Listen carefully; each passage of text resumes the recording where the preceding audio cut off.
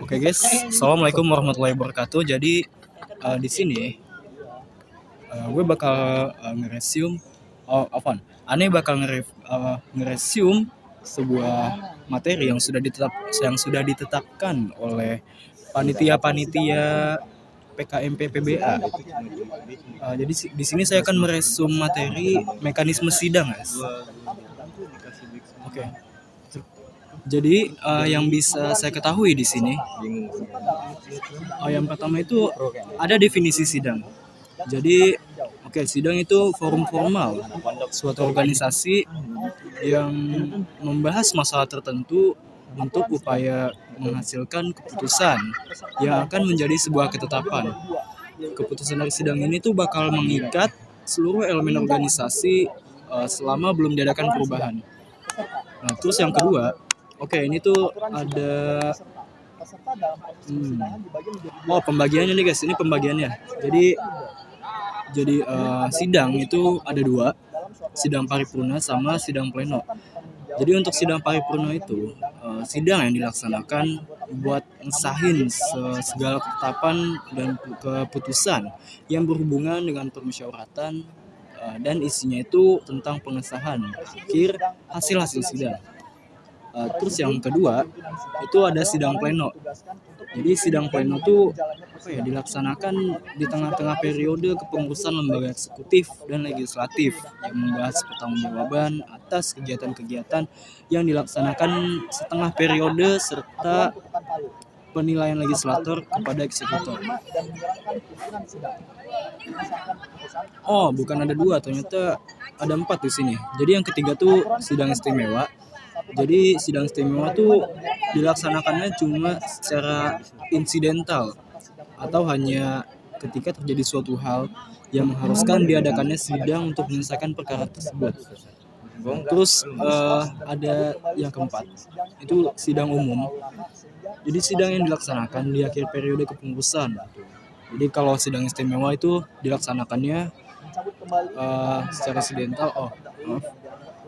Nah, jadi sidang pleno itu dilaksanakannya pas pertengahan periode kepengurusan. Nah, terus kalau sidang umum ini dia dilaksanakannya di akhir. Jadi sidang itu dilaksanakan di akhir periode kepengurusan lembaga eksekutif dan legislatif, membahas pertanggungjawaban atas kegiatan dilakukan selama setengah periode serta penilaian legislator kepada eksekutor. Nah, terus ada beberapa unsur persidangan di sini juga. Jadi itu ada tata tertib sidang, terus perlengkapan sidangnya juga, kayak palu, meja, terus ada presidium sidang, terus waktu dan acara sidang, tempat sidang, tentu saja, dan peserta sidangnya.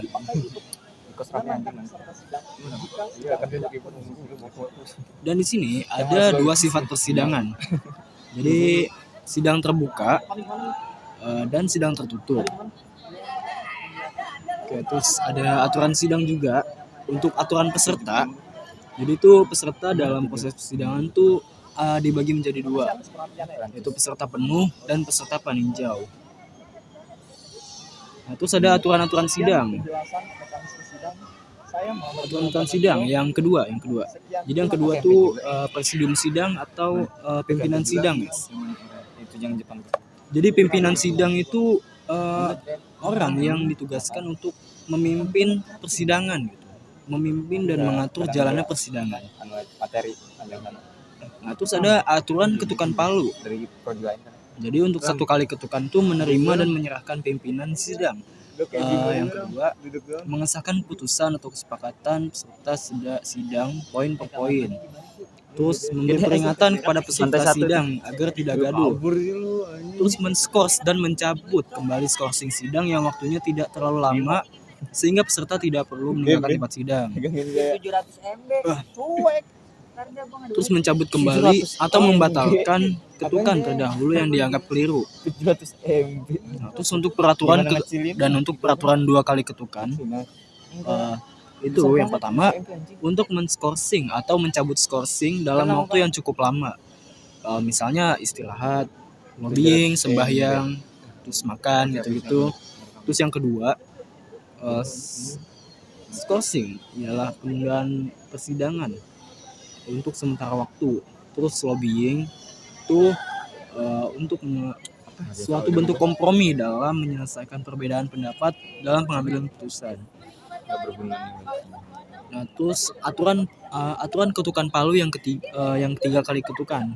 Jadi yang pertama tuh untuk membuka atau menutup sidang secara resmi. Terus yang kedua itu mengesahkan keputusan final atau keputusan akhir sidang. Nah, terus ketukan berulang-ulang itu juga dipakai untuk menenangkan peserta sidang biar tetap kondusif. Nggak besar mana nih anjing. Oh, udah selesai. Terima kasih. Oke, jadi ternyata materinya cuma segitu doang. Kurang lebihnya mohon maaf. Jikalau ada kekurangan, maaf jikalau ada kekurangan karena pada dasarnya manusia itu adalah tempatnya segala kekurangan, guys. Assalamualaikum warahmatullahi wabarakatuh. Lupa memperkenalkan diri. Jadi nama saya Kurnia Nurholik ya, dari kelompok 10 Al-Hadiqah ya, guys. Terima kasih, syukron, minasan, arigatou gozaimasu.